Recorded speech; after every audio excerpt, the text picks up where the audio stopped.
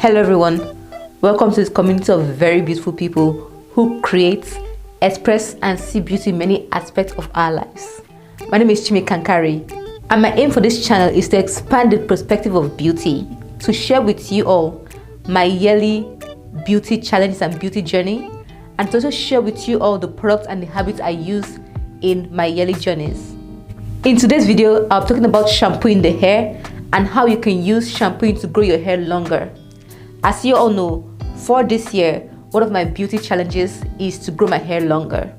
So I'll show you in this video how you can use shampooing to help you achieve your hair length and hair health goals.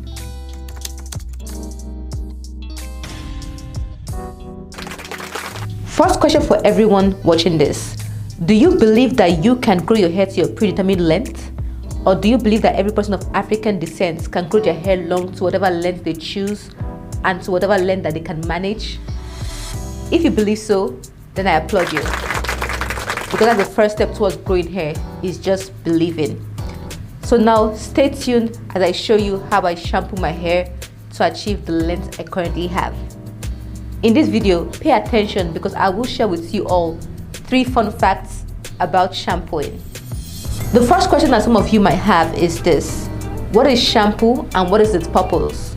So first of all, shampoo is anything that helps cleanse the scalp and the hair strands.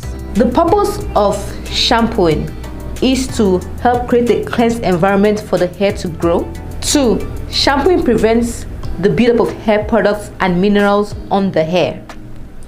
And 3, shampoo also prevents the buildup of sebum on the scalp. So now that you know what a shampoo is and its purpose, the next question that some of you might have is, what is in a shampoo? So there are different kinds of shampoo, and what I'll be talking about in this video majorly is commercial shampoo. That's the one you buy at Walmart, Target, or just at any store. So pretty much shampoo has surfactants, foam boosters, thickness, and proteins. So now for the number 1 fun fact. Do you know that 40 to 70% of your shampoo is actually made of water?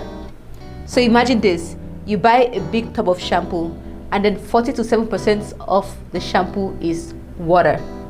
So yes, you pay about 20, or let's say on a good day you pay like $10 to about $20 on the shampoo, and then just to find out that okay, 40% or 70% of this product is actually water. So you're paying that much for what is majorly water. So anyway, that's number 1 fun fact. Shampoo is made up of 40% to 70% water. The next question you have is, what are the types of shampoos? There are 3 types of shampoo. First, moisturizing shampoo. Second, clarifying shampoo. And third, chelating shampoo. A moisturizing shampoo is pretty much just a shampoo that leaves your hair still feeling moisturized. A clarifying shampoo is one that is made to help remove product buildup, like when product has built up a lot on your hair, or like a lot of sebum has built on your hair. A clarifying shampoo helps to remove that. However, a clarifying shampoo can sometimes be stripping, in the sense of it can make your hair feel dry. Then the third type is chelating shampoo. Chelating shampoo is used to remove mineral deposits on the hair, and also if you swim, it's also good to remove the buildup of chlorine or things on your hair. Chelating shampoo is usually the most drying on the African texture hair.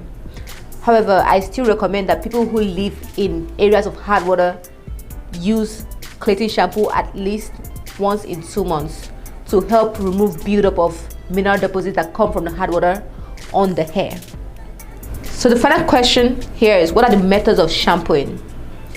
In this video, I'll talk about 5 methods of shampooing. The first is co-wash. Co-wash just means conditioner wash. This is when you use a conditioner to wash your hair rather than using a shampoo product. For a co-wash, just put conditioner in your hair, let it sit there for some time, and then wash it out. The second is apple cider vinegar wash. This is just pretty much when you mix apple cider vinegar and then some water in there, like maybe half and half, or a quarter apple cider vinegar and then the remaining water, and then put it on your scalp and then use to wash your hair out. The third is water only wash. I have a friend who told me recently that she's been using water only wash and it's been going well for her hair. There are some people that I know who use water only wash and it's been going well for them. So water only wash is when you just pour water on your hair and then that's it. It's just like the name sounds, water only. So you just go on the shower and then let water pour on your hair and then that's it. The fourth is baking soda wash. Some people prefer to use baking soda to wash their hair. However, I've never tried this and I'm not a big fan. Which brings me to my second fun fact. Do you know that baking soda has a pH of 9? And do you know that baking soda is actually gritty? That means it has like some particles in it. Given that our hair, every human being's hair likes a pH of between 4.5 to 5.5, baking soda is at a different extreme. So this in long run, that's using baking soda in long run, can actually cause harm to your hair. And I've never used it in my hair care regimen. Now the fifth method of shampooing is using commercial shampoos to wash the hair. That's pretty much what I do. Throughout my hair care journey, I've majorly used commercial products, that's commercial shampoos to wash my hair. In the video I'm going to show you later on, you will see me using the commercial shampoo to wash my hair. First, before I wash my hair, I take down the protective style I have. I already showed you a video of how I made this protective style and now I'm showing you how to take it out. So pretty much I start with taking out the bobby pins and unraveling the front of the hair. As you can see, I had 2 bobby pins, that's the ones I found. And then I'm going to the back. In the style I showed you earlier, the protective style video I showed you, you saw how I made the bun. So right now it's time to unravel the bun on the hair. I try to be very careful when I'm unraveling the bun because as you all saw, the bun is tied, the hair there is just wrapped around each other. So I try to be careful so as not to pull on the ends of the hair, which are the most fragile parts of the hair. So just be careful when you're taking out the protective style not to pull out the ends of the hair. As you can see, the hair came out easily, so it was easy to take out. And pretty much the hair just looked healthy, it looked nice. So now it's time to remove the elastic band that I had there.